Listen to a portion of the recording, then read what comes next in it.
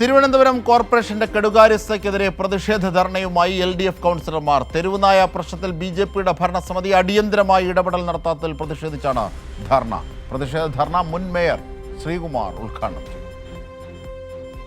മാറാത്തത് മാറുമെന്ന് പറഞ്ഞ് കോർപ്പറേഷനിൽ അധികാരത്തിലെത്തിയ BJP തിരുവനന്തപുരം നഗരസഭയെ കെടുകാര്യസ്ഥതയിലൂടെ മാറ്റിമറിക്കുകയാണ്. തെരുവുനായ പ്രശ്നത്തിൽ ശാശ്വതമായ പരിഹാരം കാണാനോ ബദൽ സംവിധാനങ്ങൾ ആവിഷ്കരിക്കാനോ നഗരസഭയും മേയറും തയ്യാറായിട്ടില്ല.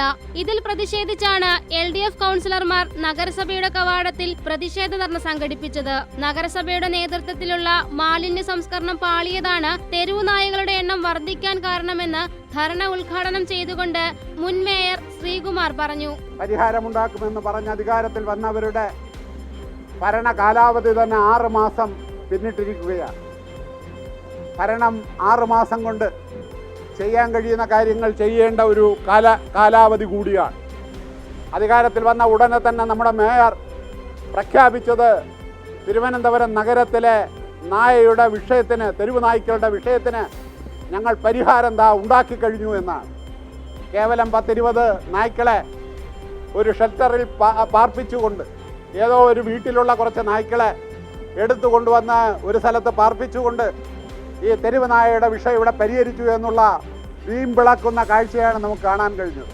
ABC സെന്റർ അടക്കമുള്ള സംവിധാനങ്ങൾ കാര്യക്ഷമമാക്കാൻ BJP കൗൺസിലർമാരും മേയറും ശ്രമിക്കുന്നില്ലെന്നും LDF കൗൺസിലർ പറഞ്ഞു. തെരുവുനായകളുടെ ശല്യമാണ്.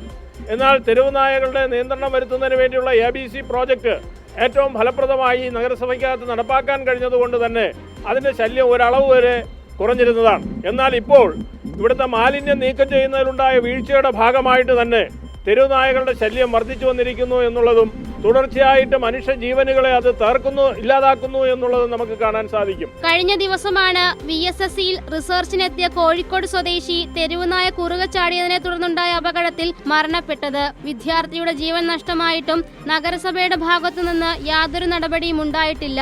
കോർപ്പറേഷനിൽ പുതിയ ഭരണസമിതി അധികാരത്തിലെത്തിയതിനു ശേഷം നഗരത്തിന്റെ വിവിധ ഭാഗങ്ങളിൽ വെള്ളക്കെട്ടടക്കം നിരവധി പ്രശ്നങ്ങളാണ് ഉണ്ടാകുന്നത്.